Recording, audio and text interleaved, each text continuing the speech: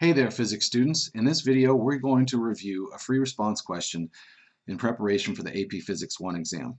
This is a paragraph length explanation question, sometimes called a paragraph length response question, in which you'll have to use subjects and verbs and a few sentences to describe your understanding of the physics principles at hand.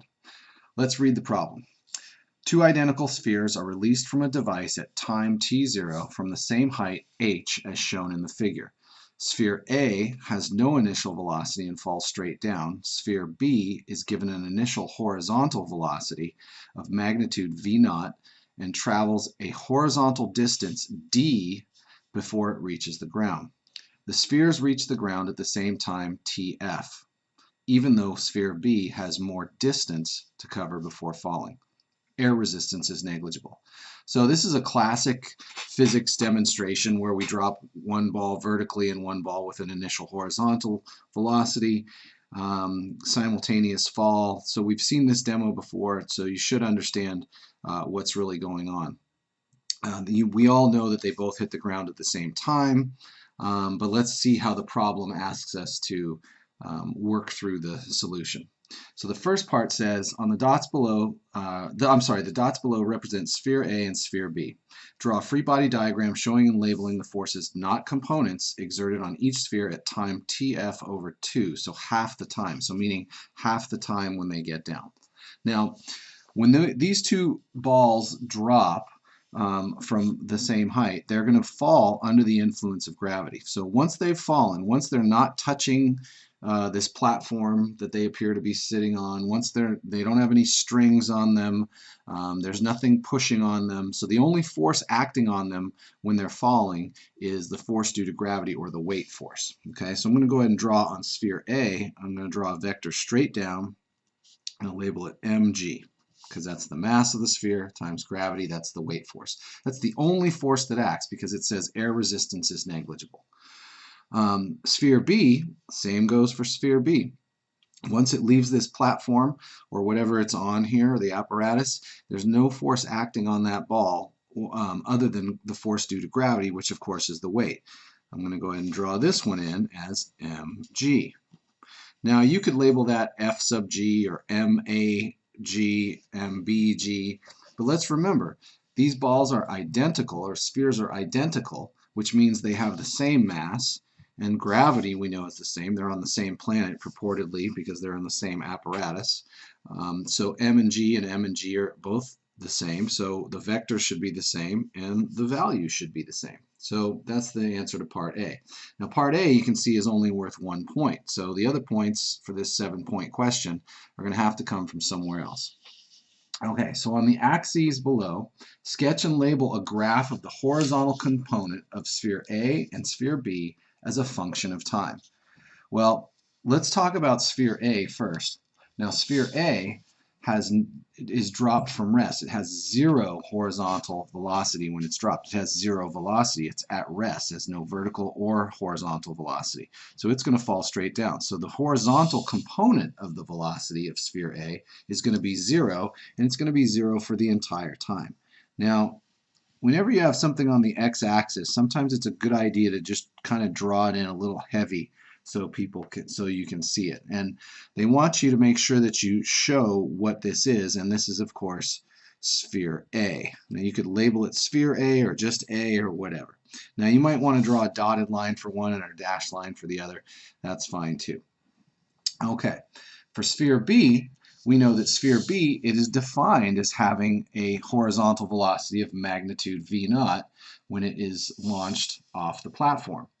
Now we know that as it falls, gravity acts in the vertical dimension and not in the horizontal dimension, and the only force on it is gravity. So there's nothing that affects that horizontal velocity. So whatever velocity this ball B starts out with, and let's just say it's here, okay? That means it is going to, and I'm going to do a dashed line for this, that means the horizontal velocity of ball B is going to stay constant as well, because the vertical acceleration due to gravity cannot affect the horizontal velocity. We might draw that as ball B. Now, you don't have to draw one dotted and one dashed, you just want to make sure that the lines are clearly visible. And that's probably more important to take care of when you're near the x-axis or near one of the labeled axes. The only other thing you might label on here is label this point as V naught, because that's what it says in the problem. Another way to distinguish between the two, whether you draw dashed or dotted lines, you can also use a legend and say this is sphere B and the straight line is sphere A, something like so. Okay, any of those things are good, or pointing with them with arrows. So in other words, you might use a legend or pointing to the particular lines with arrows. Depending on the type of graph you have, one might be easier than the other to do. Okay, so again, this is only worth 1 point. The free body diagrams were only worth 1 point. So where are the rest of the points coming from? Well, it's coming from the substance of this problem, which is the paragraph length response or paragraph length explanation. So here we go. It says, in a clear, coherent length response that may also contain diagrams or equations, explain why the spheres reach the ground at the same time, even though they travel different distances. Include references to answers in parts A and parts B. Okay, so first of all, let's remember what's going on. We've got the balls going, one going straight down, one going off the side. Our answer to part A was that there's a constant vertical force on them, acceleration due to gravity causing them to fall, and we know that the horizontal components of the velocities do not change for either, and especially for part B, it continues at V naught in the horizontal dimension without changing. Okay, so why do they hit the ground at the same time? Well, let's refer to our answers in parts A and B. So I'm not going to make you watch me as I develop this paragraph, but sometimes it might be a good idea to outline your paragraph first. And so in the first part we said, in part A we said it has a constant force. So all objects fall with the same acceleration due to gravity. Okay. So the first thing I'm going to say is that both objects, or both balls, spheres I guess, begin with same height and initial velocity in the y dimension. Okay, so both have an initial y velocity of 0 meters per second. Both balls are accelerated only by gravity, and both balls fall the same distance. So that's what we're saying here. Now, horizontal velocity has no effect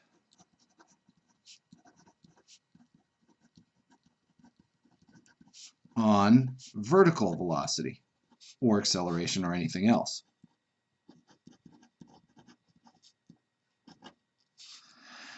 So, because the balls fall from the same position, they fall with the same initial vertical velocity, they are both accelerated by, in part A, the same acceleration due to gravity, and they both have no change in their vertical velocity due to their horizontal motion.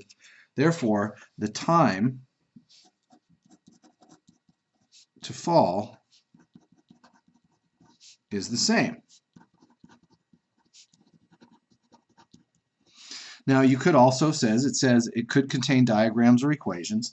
One equation you might show is the fact that for ball A, or for sphere A, it starts out with its initial velocity in the y dimension of 0, its final velocity, its acceleration, its distance, and its time. And we know that, let's just use this as g, and we're going to use h as h, or y, I'm sorry, y as h, and this is question mark, and that leads us to the third equation, which of course is going to yield t equals the square root of 2h over g.